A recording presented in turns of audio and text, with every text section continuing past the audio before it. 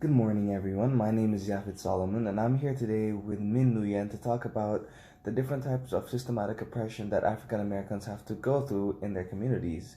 And I want to start off by asking, do you think African Americans are suffering through systematic oppression in their communities and they are being held back indirectly in life?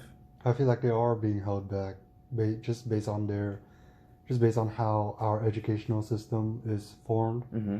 as well as how society treats them like as a whole. That's very true. That's very true. Can you give me some examples?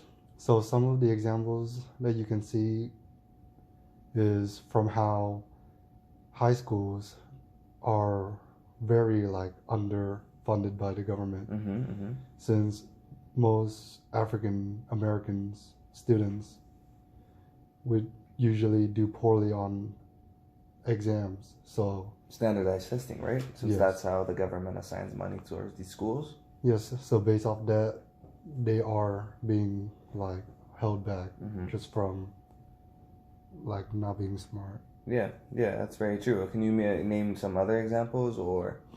There is one example that you can see from the acceptance rate from Harvard, Mm-hmm. which mainly favors white students who apply compared to African Americans who do apply, Oh wow. since their acceptance rate is twofold of the acceptance rate of African African Americans. Americans. Okay. Okay. So yeah, that's very interesting. But uh, what are some ways that the children that are going through these oppressions, how are they being affected by the systems that you're talking about? Well, they will be affected since most of them would live in poverty. And once they live in poverty Mm-hmm. and they have to go through this system, Mm-hmm. their mind would just be ingrained towards the fact that there is a barrier that they cannot cross. Yeah. And they would be demotivated to do anything Mm-hmm. in life. And do you think that is the long term effect towards their life, or are there more long term effects towards their life that could happen? I feel like that is mainly the long term effect that will affect them most in life. Mm-hmm. Because once they know that, then they'll just turn into a life of crime Mm-hmm.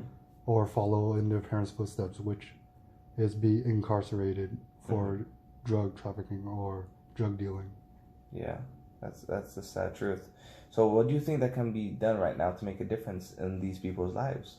Well, I feel like our legislation Mm-hmm. should focus on more equally funded schools, Mm-hmm. as well as as as well as providing aid for those who are in poverty, Mm-hmm. so that they Have live an equal chance yeah, in this game. That's true. basically. Yeah, that's very true. And do you think the future will change if we do try to tear apart this barrier for Black communities? Well, I feel like the future will change either way, but the rate at which it changes depends on how much we basically remove the barrier. That's Like true. the amount of barrier that we remove will have a massive impact towards how our future will unfold. Mm-hmm, mm-hmm. That's very true. Okay, it was very nice talking to you about this topic. Thank you.